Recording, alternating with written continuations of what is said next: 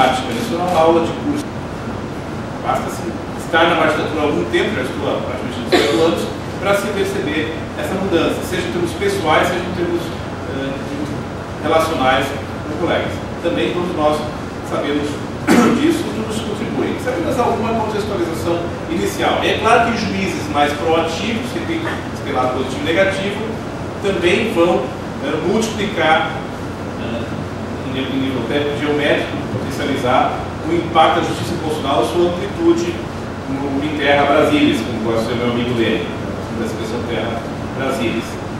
Vamos à segunda etapa, que é já uma breve referência a toda a complexidade das nossas decisões, das técnicas decisórias do sistema de controle de constitucionalidade brasileiro. Primeiro ponto que eu repito que nós temos que frisar. Onde nós temos o somatório de controle difuso incidental com concentrado que resultou num sistema de controle confuso. O controle não é mais nem difuso e concentrado, ele é absolutamente confuso, quase inabarcável. E a tarefa principal do Supremo vai ser agora, através de sistematizar isso, racionalizar esse sistema e aparar as arestas e os conflitos que nós estamos percebendo, alguns dos quais eu quero apontar aqui. Algumas tendências que eu coloco aqui em termos de hipótese, para serem confirmadas no final da exposição. Uma é a pergunta se nós estamos vivendo um processo de objetivação e concentração do controle difuso. Intuitivamente, a resposta já é sim hoje. Já é sim, por várias razões. A segunda questão é se nós estamos vivendo um processo curioso de subjetivação do controle concentrado. Que talvez não seja tão óbvio para alguns, mas me parece que nós estamos caminhando também por aí.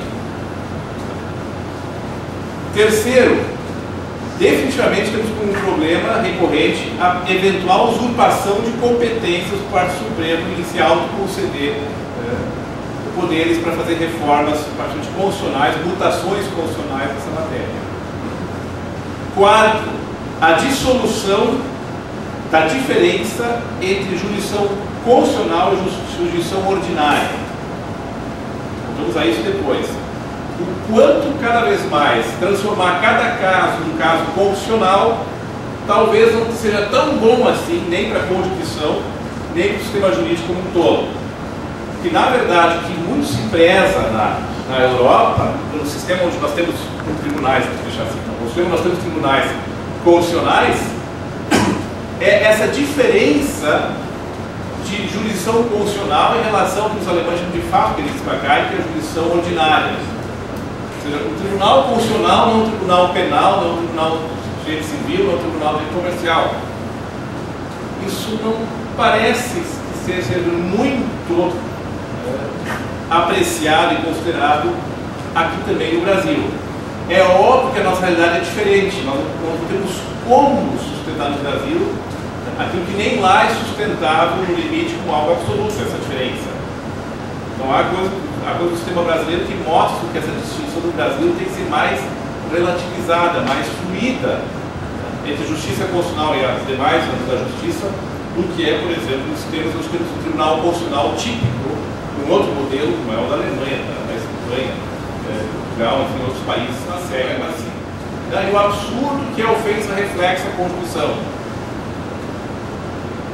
Isso nos impede ao Supremo. Então aquela ideia que hoje está começando a ser superada via repercussão geral, de que então se houvesse uma ofensa reflexa, estaria se violada a lei e não a Constituição, portanto não cabia recurso extraordinário que dirá outra coisa. Isso nós já sabemos hoje, isso está sendo já flexibilizado pelo próprio Supremo, em vários casos. A repercussão geral, no fundo, é um caminho positivo para se impedir o uso desse artifício. Mas na prática, em alguns casos, essa posição do Supremo não era tão equivocada assim. Especialmente para delimitar que há momentos em que a justiça constitucional não deve se meter na história. Talvez, enquanto usado como artifício, como mero artifício para bloquear o recurso extraordinário, aí era ruim. Vai comprovar a outra tese, que era uma tese talvez pior ainda. Mas de qualquer sorte, só para colocar essas premissas e agora irmos adiante. Eu estou com uma posse recorrente de 2 meses, eventualmente vou ter que atrapalhar a gravação, depois pede organização para a PGE aqui, para a discussão, caso minha palestra for completamente isenta de algumas interrupções. Não é tosse úmida, tá? Então não é contagiosa, não se preocupe. Galera. Bom, vamos então para algumas decisões. Primeiro, no controle difuso, eu não vou ensinar ninguém a rezar missa, né? Todo mundo sabe que é controle difuso incidental, todo mundo sabe qual é a técnica decisória que é inerente ao controle difuso incidental, que é a decisão de rechaço da norma legal, quando viola a condição da sua desaplicação no caso. Mas isto também tem sofrido evoluções, como todos sabem, importantes, que é o que eu chamei de objetivação, né, do controle difuso.